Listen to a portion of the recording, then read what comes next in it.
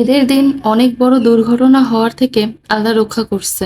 আল্লাহর কাছে শুকরিয়া আদায় করেও শেষ হবে না। ঈদের দিনের ব্লগটা ছাড়তে বেশি লেট করে ফেললাম। আসলে সময় হয়ে উঠতেছিল না এই ব্লগটা এডিট করে ভয়েস ওভার দেওয়ার জন্য। আমাদের বাসায় ঈদের আগের দিন রাতেই সেমাইটা রান্না করে রাখে। দুধ সেমাইয়ের জন্য দুধটা ঘন করে জাল দিতেছিল। সকালে নামিয়ে জাস্ট যে যে খাবে হালকা গরম করে খেয়ে ফেলবে।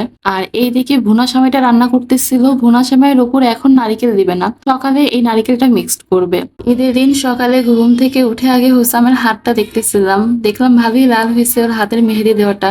দেন আমি রান্নাঘরে আসলাম, দেখলাম ভাবি রান্না করতেছে গরুর মাংস।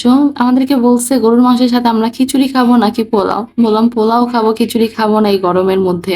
ভাবি এখানে এক চুলায় রান্না করতেছিল পোলাও, আর এক চুলায় মাংস রান্নার জন্য সবকিছু মশলা দিতেছিল।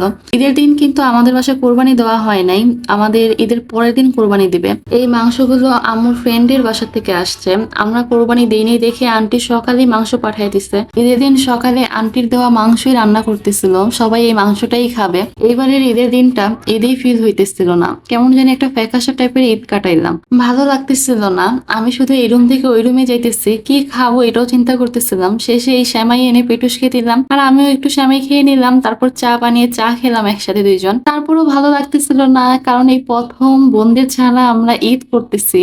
বাসাটা পুরা খালি লাগতেছিল, কেউই নাই, পুরা নীরব একটা বাসা হয়ে রয়েছিল। আমাদের বাসা কখনোই এরকম নীরব থাকে না, সবসময় জমজমাট থাকে, মানুষ দিয়ে ভরা থাকে। এই প্রথম এই ঈদে কেউই ছিল না, তাই আর কি ঈদের দিনটা ঈদ মনে হইতেছিল না। যাই হোক, ভাবি এদিকে ডাক দিয়ে বললো দুপুরে রান্না হয়ে গেছে, তোমরা খেয়ে ফেলো। তো গরুর মাংসটা দেখেন কি লোভনীয় হয়েছে না। ঈদের কোরবানির মাংসের রান্নার স্বাদ আর কোনো মাংসে মনে হয় আমি পাই না। এত মজা হয়েছিল কোরবানির মাংসটা ওই দিন। আলহামদুলিল্লাহ, অনেক মজা করে আমরা ঈদের দিনের মাংসটা খেলাম। আন্টিকেও থ্যাংক ইউ, আন্টি আমাদের জন্য মাংস পাঠিয়ে দিছিল ঈদের দিন। খাওয়া দাওয়া শেষ করে পেটুসকে বললাম চলো একটু ছাদে যাই, ভালো লাগতেছে না। তারপর পেটুস, আমি আর হুসাম ছাদে চলে আসি। আমরা আসার কিছুক্ষণ পরে জান্নাত সায়রাকে নিয়ে আসে। সায়রাকে শুধু কুলের থেকে নামায়। ও মনে করছে হুসাম আছে, হুসামের সাথেও খেলবে। আর সায়রা দৌড় দিয়ে ছাদের পুরো সাইডে চলে যায়। সাইডে বলতে কি বলবো আপনাদেরকে, আমি কিভাবে বোঝাবো। ছাদের যে রেলিংটা আপনারা দেখতেছিলেন, সেই রেলিং এ ধরে ও ঝুলতেছিল।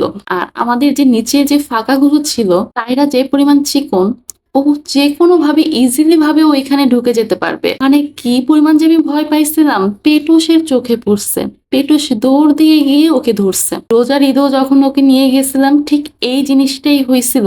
ও দৌড় দিয়ে ওই সাইডে চলে গিয়েছিল, বাট ওই দিন ও রেলিং ধরে নাই, এইবার ও রেলিং ধরে ঝুলতেছিল। বুঝতে পারতেছেন কি একটা অবস্থা। আমি ওইখানে দাঁড়িয়ে আমার মনে হচ্ছে হাত পা কাঁপতেছে, আমার গলা দিয়ে সাউন্ড বের হইতেছে না। রোজার ঈদে সায়রা এই কাজটা করছে দেখে এবারের ঈদে ছাদে যাওয়ার সময় আমি সায়রাকে নিয়ে যাই নাই, বাট কি করার, নসিবে যদি থাকে এটা তো ঘটবেই, তাই না। জান্নাত ওকে নিয়ে গেছে, আর সেই ঘটনাটাই ঘটতে নিছিল। আল্লাহ আমাদেরকে রক্ষা করছে এত বড় বিপদ হওয়ার হাত থেকে। আল্লাহর কাছে শুকরিয়া আদায় করেও শেষ হবে না। যাই হোক, সন্ধ্যার দিকে একটু পেটুসকে নিয়ে বের হয়েছিলাম, রিক্সা দিয়ে ঘুরে আসলাম। আর রাতে এসে দেখি আমার ছোট বোন তানসিন বাসায় আসছে। ও আসার পরে বাসাটায় একটু ঈদের আমেজ ফিরে পেলাম, ভালোই লাগতেছিল তখন। সারাদিন পর রাতের দেখেই মনে হয় সবাই একসাথে হয়ে একটু আড্ডা দিলাম, আর তখনই অনেক ভালো লাগতেছিল সবাইকে একসাথে পেয়ে। তারপরেও তো অনেকই মিসিং ছিল, আমার আরো বোনেরা পরের দিন আসবে। আর তানসিন আসাতে একটু ভালো লাগতেছিল ঈদের দিন। আর এই তো তানসিনকে বললাম আমি হাতে মেহেদিও দেই নাই, আমার ভালো লাগতেছিল না, আর আমি মেহেদি দিতেও পারি না। তো এই জন্য তানসিন আমাকে রাত 3:30টার দিকে বসে বসে মেহেদি দিতেছিল।